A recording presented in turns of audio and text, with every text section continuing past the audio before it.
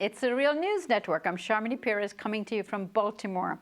On February 13th and 14th, there will be events around the world celebrating the first Global Divestment Day, initiated by the environmental group 350.org, in order to promote divestment of fossil fuels by governments, organizations, and businesses, even fossil fuel companies themselves.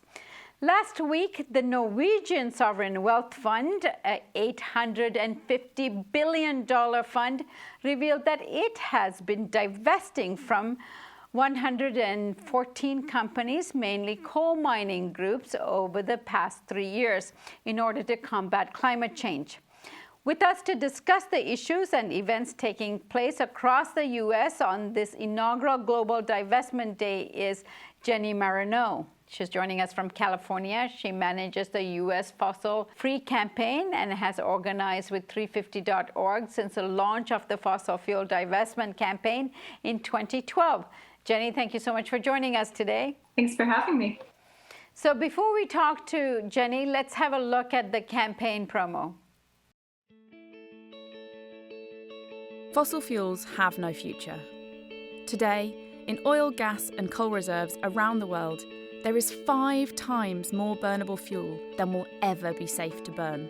Yet, despite undeniable proof that they're fueling a climate crisis, the fossil fuel industry is ploughing on with its mission to find more.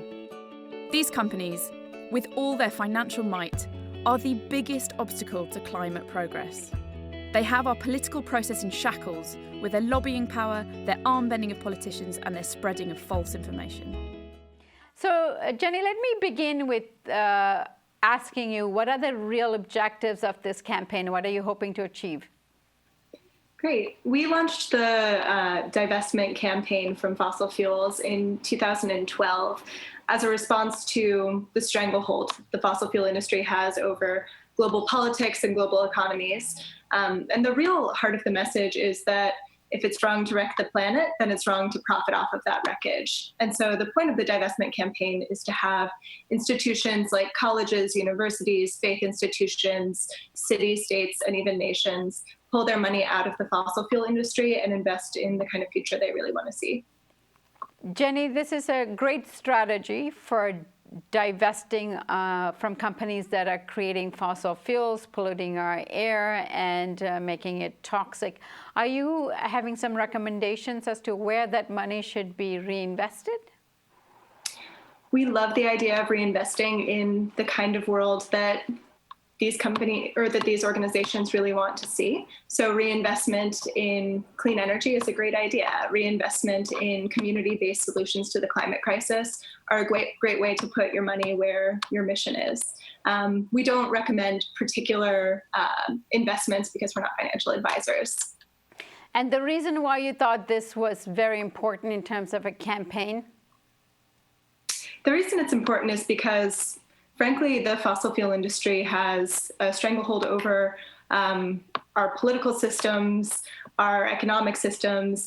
And so the kind of change that we need to see to avert climate change, which is catastrophic for communities all over the world, can't really happen through the traditional channels of change like UN processes or national legislation. And so in order to break the social license of the fossil fuel industry to pollute and destroy our climate, we really wanted to show that institutions all over the world no longer support this industry and don't really want them to have the power they have over our systems. Right. Jenny, we have learned that the Norwegian Sovereign Wealth Fund has been doing what you are calling for in this campaign for a long time now. Tell us more about their strategy. So they've divested from 114 different companies. They're primarily coal mining companies, but also tar sand, cement, palm oil companies. And it seems to be both a financial decision, but also a social decision.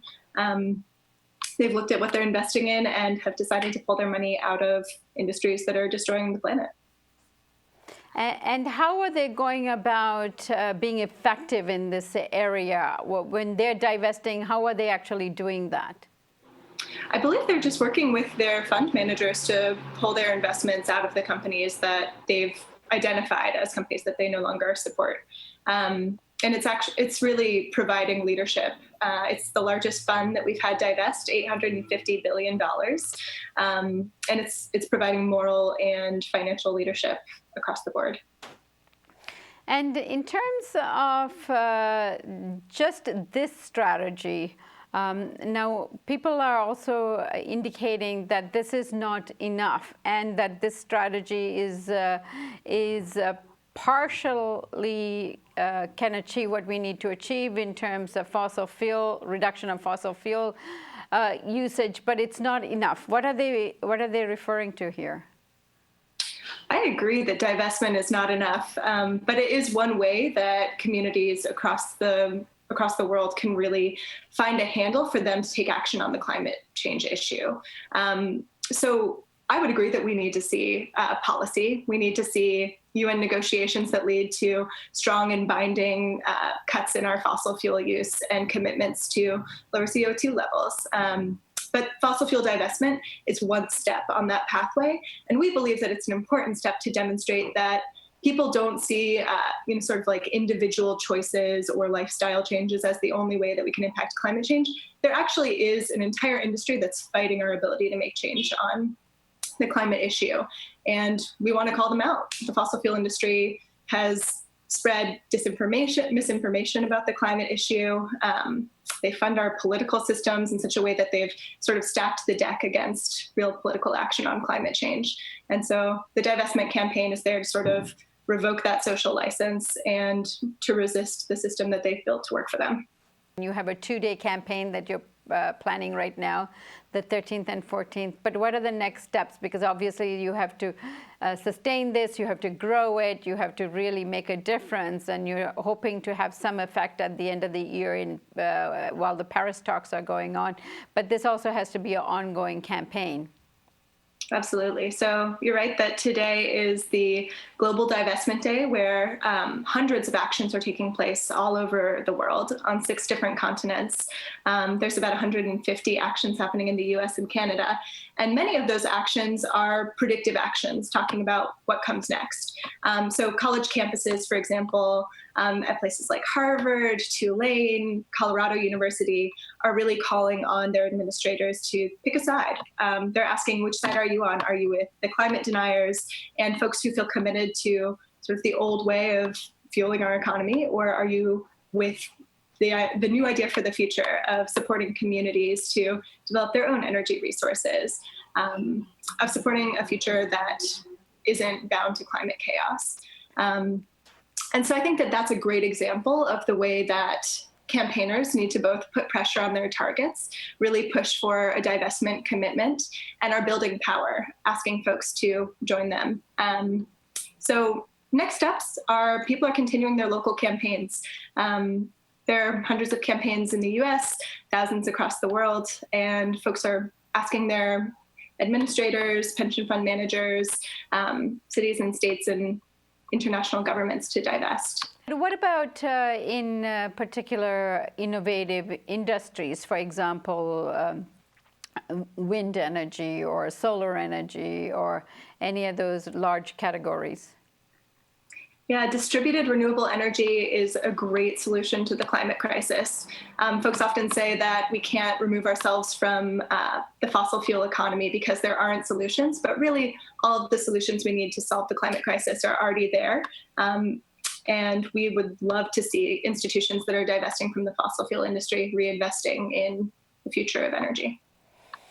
Jenny, I want to thank you so much for joining us, and all the best with your efforts during this campaign. Thank you. Appreciate it. And thank you for joining us on the Real News Network.